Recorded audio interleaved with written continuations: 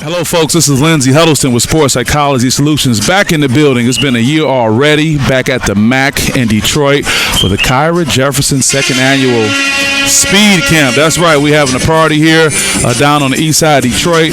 I got my guy, Mr. Orlando Watkins, is also FOK, father of Kyra. A very important role, him and Michelle here taking care of their baby, but she's taking care of the community. How many kids do we have out tonight, Orlando? We have about 100. 100 kids? Yeah, growing every year. Growing every year, and you guys provided scholarships for a lot of kids to attend as well, correct? Right. The first 50 kids that signed up were absolutely free. Wow. And they signed up real quick, too. Within about 5 hours. 5 hours? Oh, man. It's like Powerball, huh? That's it. You got all ages. I'm looking at small and tall, so you're talking about from what age to what age do we have here today?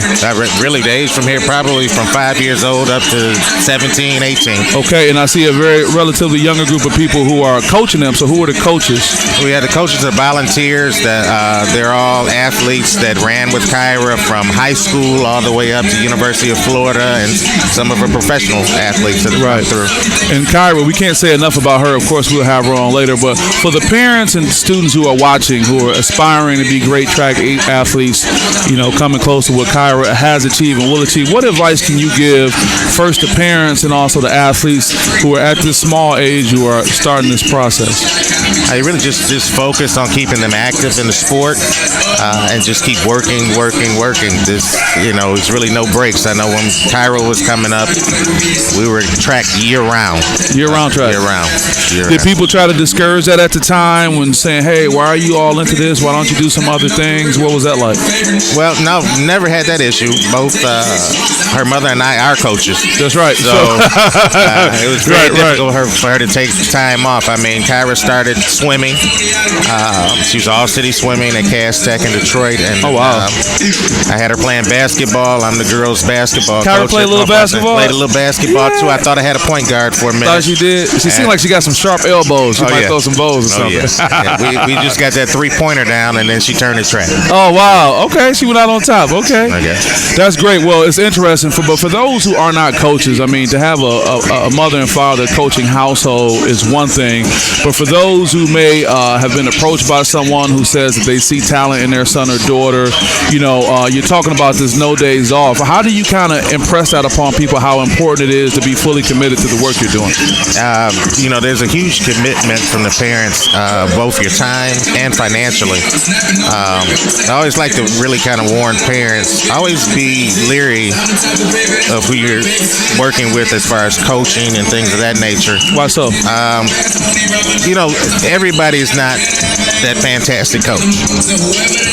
Despite how they promote themselves. They promote themselves. I see it all the time. I'm probably going to reference basketball a lot because I'm around. That's okay. I'm good with that. Right. As a director of AAU boys basketball for Michigan, I get calls all the time from all over the state of Michigan about parents. Let's pause because you kind of hit that.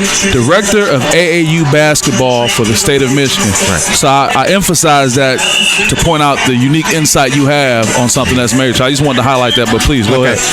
I get calls from all over the state about parents that their kids are they hired this fantastic trainer and you just took the money. Why parents do your homework on the individuals that are working with. What's the checklist on the homework, Orlando? What's some things to check off, and what's some things that may be flags? For me on my end of it, I look at it. I'm pro AAU. Make sure the AAU certified. They have a background check. They don't have a criminal background. When I talk with parents and these AAU programs, my calls are always, my kids playing with this AAU team, and I tell the parents, well, no, they're not a registered AAU club. The coach isn't a member of AAU. There's no background check. They're just a club team. You want to do your homework.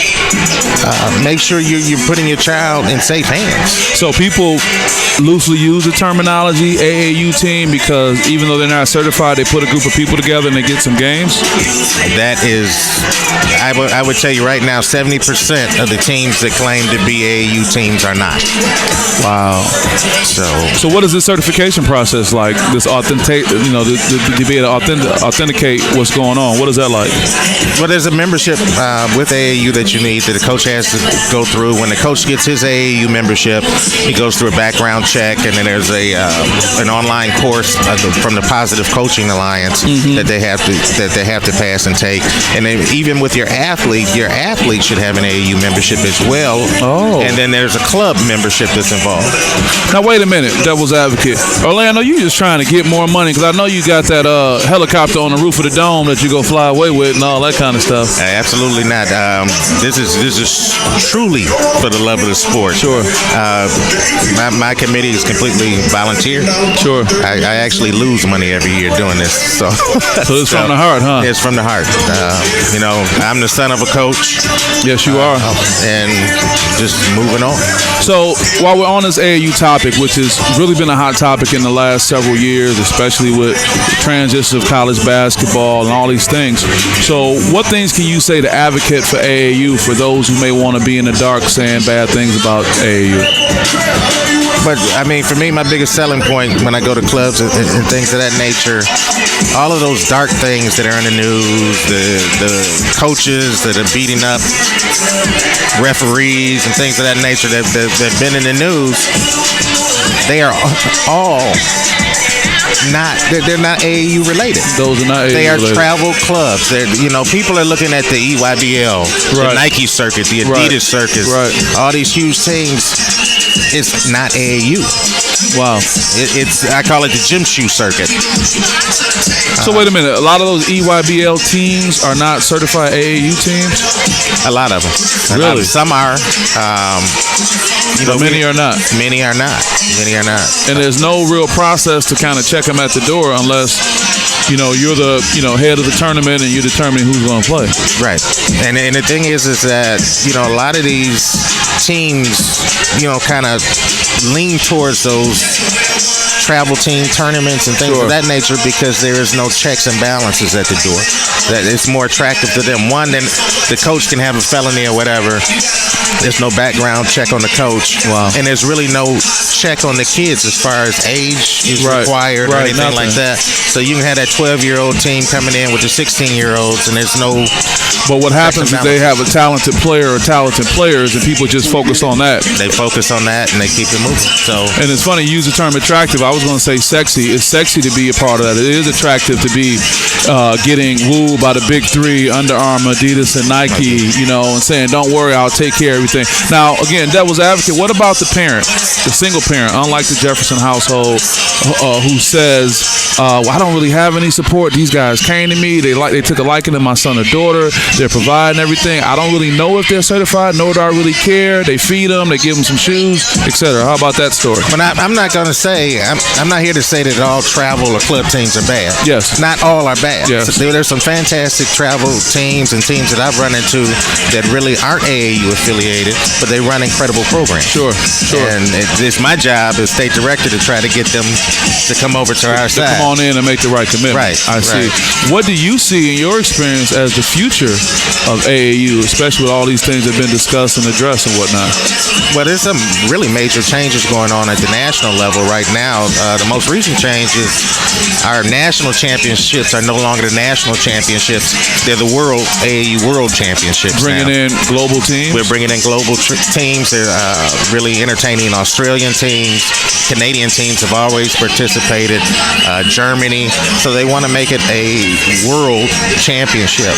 And I'm kind of excited for that. Oh, great. And they're also looking at introducing regional championships now. I think we find that although going down to Disney or things of that nature is a fantastic experience for a team, not all teams can afford it. No. So the focus now is to really set up regional championship around. And I know that the West Coast has been sort of the forerunner for it. They have the West Coast Championship. Sure. The East Coast, New York area has their East Coast Championships, and I'm here lobbying to have the Midwest Championships in the Detroit area. Yeah, bring it on in. Right. Maybe Little Caesars Arena. I'm hoping. Okay. We're working on it. Sitting here with Orlando Watkins, wears many hats, but one I'm sure he's most proudest of is being the father of Kyra Jefferson, an excellent young lady, international athlete, professional athlete that is, from Cass Tech to Florida, University of Florida, and on to the Nike and Diamond Circuit and others, you know, and we're going to have her on. Orlando, anything you want to share about today, about Kyra, about the future going forward before we sign off? I'm just happy that Kyra, and we've tried to instill it in her, it's very important that you give back from whence you came. We're blessed to have all these children here, and we're going to continue to work in the community, and she's going to give back as much as she can. Yeah, I believe that. I believe that. Well, I always appreciate you. I've appreciated our friendship over the many, many years, and always somebody you can call on, and you know you can always call on me. So this won't be the last time, man. All right. All right. I take care. Thank you. Thank you. Lindsay Huddleston with SPS signing off. We'll see you guys in a second.